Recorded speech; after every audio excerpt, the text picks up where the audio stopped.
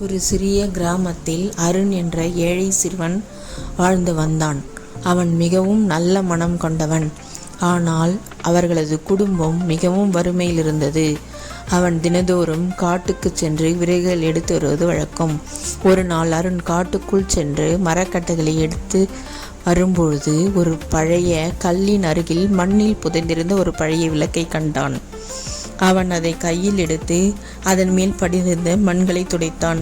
திடீரென்று அந்த விளக்கிலிருந்து ஒரு ஒளி பளிச்சென்று வந்தது.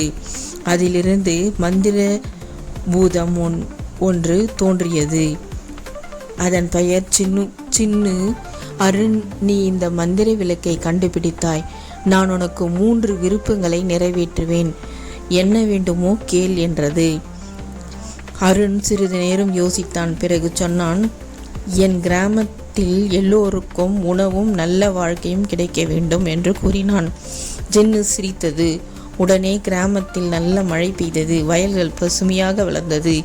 எல்லோருக்கும் நல்ல பயிர் கிடைத்தது. அனைவரும் மகிழ்ச்சியாக வாழ்ந்தனர். ஜின்னு மீண்டும் கேட்டது. இன்னும் 2 விருப்பங்கள் இருக்கின்றன. என்ன வேண்டும் கேள் என்று கூறியது. அருண் சிரித்து கொண்டே, எனக்கு வேறு எதுவும் வேண்டாம், என் கிராம மக்கள் மகிழ்ச்சியாக இருந்தால் போதும் என்றான். அருணின் நல்ல மனதை பார்த்த ஜின்னு மிகவும் மகிழ்ந்தது. உன் நல்ல மனதிற்காக உன் குடும்பமும் என்றும் உன்னுடைய கிராமமும் செழிப்பாக இருப்பார்கள் என்று ஆசீர்வதித்தது. அந்த நாளிலிருந்து அருணும் அவன் கிராமமும் சந்தோஷமாக வாழ்ந்தனர். இக்கதையின் மூலம் தெரிந்து கொள்ள வேண்டிய நீதி என்னவென்றால், நல்ல மனம் கொண்டவர்களுக்கு வாழ்க்கை எப்பொழுதும் நல்லதாகவே அமையும்.